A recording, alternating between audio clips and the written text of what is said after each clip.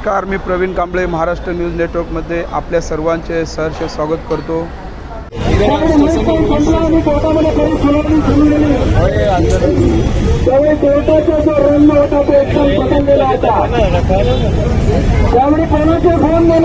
नमस्कार, मी प्रवीण कांबळे महाराष्ट्र न्यूज नेटवर्कमध्ये आपल्या सर्वांचे सहर्ष स्वागत करतो। कोल्हापूरमध्ये झालेल्या घटनेनंतर संबंध महाराष्ट्रभर मोर्चे बांधणी सुरू झालेले आहे। या ठिकाणी महाविकास आघाडीच्या वतीने काळ्या फिती बांधून मुळा रोड स्टेशन या परिसरामध्ये मोर्चा करण्यात आलेला आहे। या मोर्चाला संबोधन करण्यासाठी मुजफ्फर हुसेन साहेब आलेले आहेत व तसेच या मोर्चामध्ये जास्तीत जास्त महिलांचाही संख्या मोठ्या प्रमाणात दिसत आहे। पाहूया या विषयावर, या दोन चिमुकल्यावर झालेल्या बलात्काराच्या विषयावर येथे जमलेले कार्यकर्ते काय सांगत आहेत, इथे जमलेले जे नेते मंडळ आहेत ते काय सांगत आहेत। अशी घटना पुन्हा महाराष्ट्रामध्ये घडू नये याकरता संबंध महाराष्ट्र हा हाहाकार करून सांगत आहे की आरोपीला फाशीची शिक्षा द्या। चला तर मग पाहूया या विषयावरील पूरी सविस्तर बातमी। नमस्कार, जय महाराष्ट्र। अभी मुझे यहाँ पर किसी ने बताया कि कल रात में भी काशीमीरा में भी इस प्रकार की घटना घटी है। नई मुंबई, सिंधुदुर्ग, कोल्हापुर, अकोला, नालासोपारा, इस तमाम जगहों पे इस तरह की हरकतें हो रही है। मगर एजुकेशन करना जो महाराष्ट्र में परिस्थितियाँ बनी है, रोज़ महिलाओं पे, बच्चियों पे जो अन्याय अत्याचार हो रहा है, विनय भंग हो रहा है, रेप है, मोलेस्टेशन है, मर्डर है, इसके खिलाफ में जन आक्रोश है और इस सोई हुई सरकार को नींद में से जगाने के लिए ये आंदोलन किया जा रहा है। ये महाराष्ट्र महिला विरोधी सरकार को जगाने के लिए आज देखो जहाँ भी कहीं भी हमारी छोटी मासूम बच्ची, बहनें, माएँ कहीं सुरक्षित नहीं है, उनके ऊपर ये अत्याचार हो रहा है और कहीं ना कहीं ऐसा लगता है ये सरकार भी उसमें शामिल है। तो हम उनका, सरकार का तीव्र निषेध करते हैं। नहीं तो ये महिलाएं खुद ही इस बार यहाँ से भगाने वाली हैं, ये सरकार को पता है। आज भर पावसामध्ये आम्ही या आंदोलनाचा निषेध करण्यासाठी आम्ही सर्व जमलो। या सरकारला जाग उठवणं, डोळे उघडण्यासाठी हा मोर्चा आम्ही आणि निर्देशन केलेलं आहे। काय सांगाल ताई, आज या ठिकाणी निषेध करण्यासाठी आलेले आहे, काय सांगाल? हायकोर्टाने बंद सांगितलं तरी महाविकास आघाडी, इंडिया आघाडीच्या सर्व कार्यकर्त्यांनी आज मुजफ्फर साहेबांच्या नेतृत्वामध्ये आंदोलन केलं। मुक आंदोलन होतं। हा महिलांना न्याय मिळण्यासाठी, बलात्कारांचा निषेध आणि आता जी शिंदे सरकार आहे यांनी लवकरात लवकर त्याला फाशीची शिक्षा जर नाही दिली तर आंदोलन उग्र पण करतील। याच्यामध्ये इतका पाऊस चालू असताना पण भरपूर महिला आणि पुरुष या ठिकाणी दिसतात, ते एका चिमुरड्यासाठी, चिमुरडीच्या न्यायासाठी। इथे खरंच महाराष्ट्रात महिला सुरक्षित आहे का हा प्रश्न लोकांना पडला आहे। जर यांनी, शासन आणि प्रशासनाने जर जबाबदारी घेतली महिलांची तर महिलांना 1500 रुपये नको आहे, पण त्यांच्या इज्जतीचा प्रश्न आता मुलींवरती येतो। महिला सुरक्षित नाही, मुली सुरक्षित नाही, तर 1500 रुपये घेऊन त्याचा फायदा काय? आम्हाला आमच्या सुरक्षिततेचा प्रश्न प्रशासनाने लक्षात घ्यावा आणि लवकरात लवकर त्या नराधमाला फाशी द्यावी। साहेब, भर पावसामध्ये निषेध केला जातो, काय सांगाल?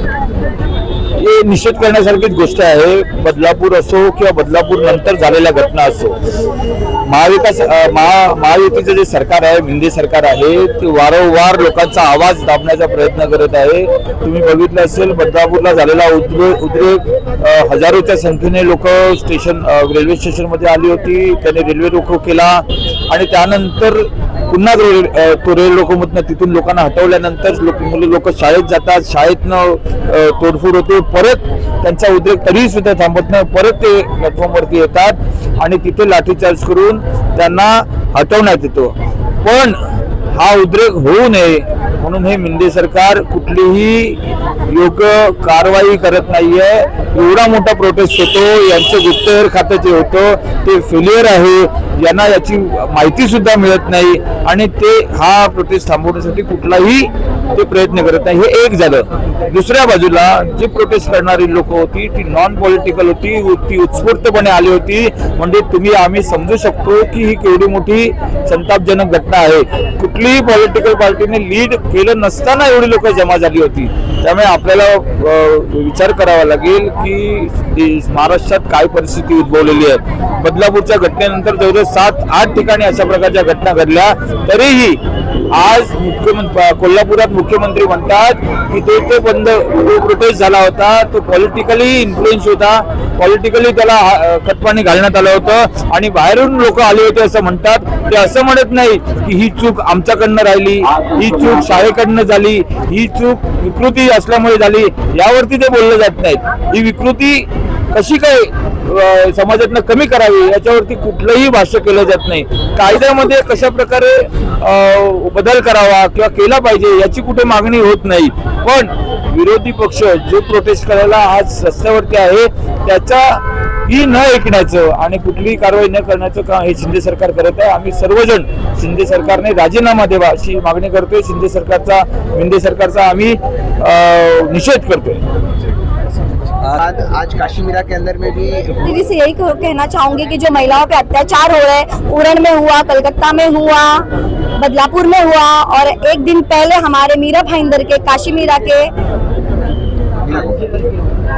में जो अत्याचार हुआ उसका मैं जाहिर निषेध करती हूँ. मुख्यमंत्री जी ने जो आरोपी है उनको सख्त से सख्त सजा देनी चाहिए, फांसी की सजा देनी चाहिए और ऐसा भविष्य में ना हो इसीलिए संबंधित कायदे उन्होंने कड़क कायदे बनाने चाहिए.